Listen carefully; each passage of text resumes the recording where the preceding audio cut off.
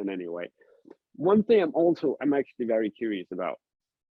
You mentioned a lot about finance, and to me, when I hear finance, that's numbers. And Yes. with this, and so I'm actually really curious, like numbers people like yourself. I'm also very curious, like what kind of hobbies, like what else do you like to do? Because to me, like numbers is like, I'm thinking about school and I'm like, Absolutely. You know, it's interesting that you bring that up because people always assume that about me, that I'm a numbers person. And I will often share with people, I actually failed accounting 3 times before I passed my first accounting course. Surprise. That's a big surprise.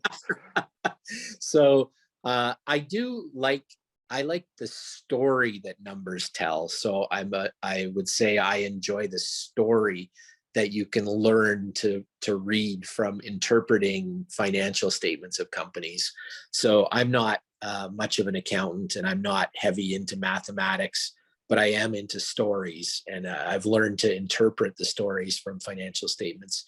The other piece about banking that has always been interesting to me is the people part of it, though. So I just love hearing the stories. I love asking the questions. I love understanding more about what drives people, and stitching together those stories. So it's the stories for me that are interesting more so. The numbers are the code that you have to interpret to be able to get to the story, but they're not the deal by themselves. So what else do I do? I love to camp. I'm definitely an outdoors person and love to get out and do backcountry camping and hiking and all of the things that go along with that.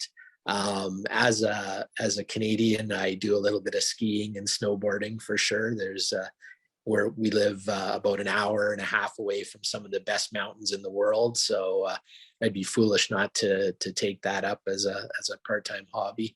I do a little bit of golfing. I would always tell people I'm not very good at it, but I love the being outside and the act of it. My wife and I both golf together, so that's another thing that we can sort of do together. And then just reading. I read a lot of fiction, so nothing too heavy, but I love spy novels and doomsday prepper novels and things like that.